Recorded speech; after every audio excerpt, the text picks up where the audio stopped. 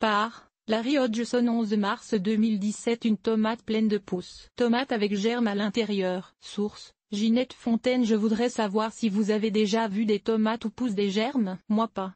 Ce sont des tomates du Mexique achetées chez Metro. Ginette Fontaine. C'est un phénomène relativement rare, mais pas inconnu, non seulement chez les tomates achetées, mais aussi chez les tomates qu'on produit soi-même au jardin. D'ailleurs, on le voit chez d'autres fruits aussi: avocats, courges, melons, pamplemousses, poivrons, pommes, etc.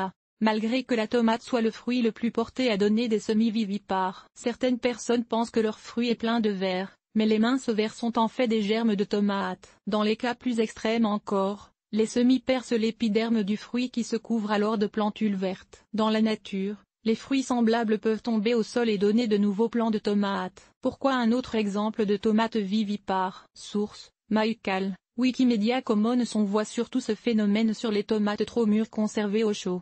Et certaines lignées de tomates sont plus sujettes à cette viviparité que d'autres. Normalement, la présence dans le fruit d'une hormone, l'acide abscisique, prévient la germination, mais l'hormone diminue dans un fruit trop mûr. Quand il n'y en a plus assez, la germination peut commencer. Il est possible de repiquer ces semis dans des pots de terreau et d'en faire des plants de tomates. C'est vrai qu'il est tôt dans la saison pour semer des tomates. Madame Fontaine m'a envoyé la photo au début de mars, un bon mois avant la date de semis habituelle, mais il est quand même possible de récupérer des plants de tomates étiolés suite à une culture à l'intérieur excessivement longue et quand même obtenir une certaine récolte. La nature est une boîte à surprises, en voilà un bon exemple.